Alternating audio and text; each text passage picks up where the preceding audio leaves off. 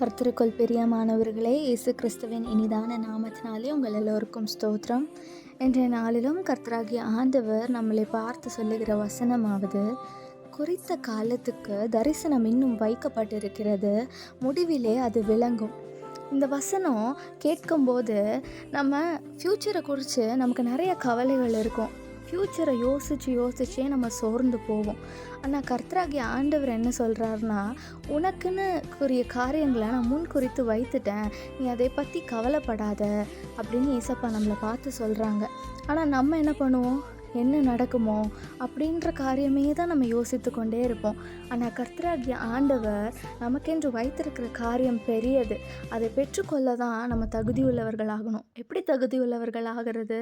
பிறர் இடத்தில் அன்பு கூறணும். அதே போல் கர்த்தருக்கு பிரியமானதை நம்ம பார்க்கணும், கர்த்தருக்கு பிரியமானதை நம்ம கேட்கணும். அதே போல் நம்ம பார்க்குற காரியங்கள் நம்மை சுற்றிலும் உள்ளவர்களுக்கு அது பிரியமுள்ளதாக இருக்கணும். மற்றவர்கள் நம்மளை பார்த்து இகழ்ந்து பேசுகிற அளவுக்கு நம்மளை வைத்து கொள்ளாத படிக்க நம்ம அப்படி உள்ளவர்களாக நம்ம இருக்கணும். அதை தான் ஏசப்பா விரும்புகிறாங்க.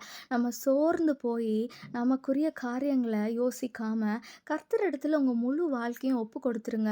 அவர் எல்லாவற்றையும் முன் குறித்து வைத்திருக்கிறாரு. அவர் எல்லாவற்றையும் நேர்த்தியாய் நடத்துவார்.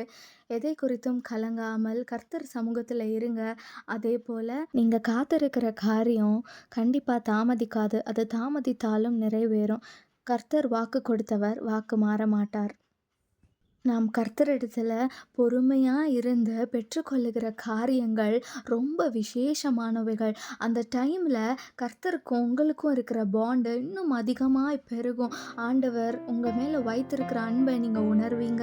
அதே போல் இன்றைக்குள்ள காரியம் என்னென்னா, கர்த்தர் சமூகத்தில் காத்திருங்க. அந்த காத்திருக்கிற நேரம் உங்களுக்கு பொன்னாய் விளங்கும். ஆமீன்.